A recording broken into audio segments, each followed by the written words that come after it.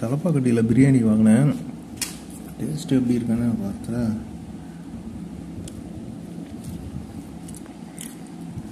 சாதாரணமாக தான் இருக்குது. ஒன்றும் டேஸ்ட்டாலாம் இல்லை பிரியாணி.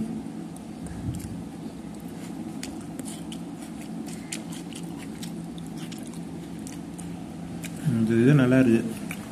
ரைத்தாவாது அது நல்லா இருக்கு. பிரியாணிலாம் ரொம்ப கம்மியாக இருக்குது, போர்ஷன் கம்மியாக இருக்குது.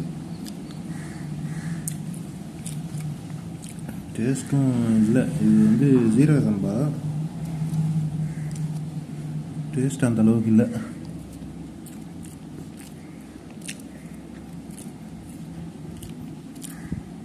நல்லா நெய்லாம் போட்டு செய்யலாம்.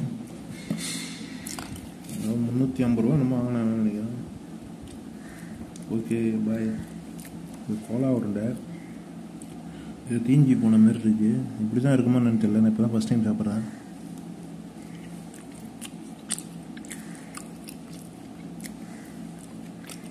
Okay bye.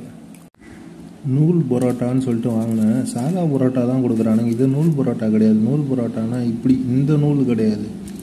அதோட சுற்றுற வடிவமே நூலில் தான் சுற்றுவாங்க, சுற்றி தான் உருட்டுவாங்க. அது பயங்கர நூலாக வரும். இவனுங்க அடித்து நூலாக்கி அந்த இதை ஆக்கி தரானுங்க. இது நூல் பரோட்டா கிடையாது. தலப்புக்கட்டியில் வாங்கினேன், ஏமாத்துறானுங்க. இது நூல் பரோட்டா கிடையாதுப்பா. நூல் பரோட்டா செய்ய தெரியுமா உங்களுக்கு? திண்டுக்கல்லேருந்து வந்து ஏமாத்துறீங்களா?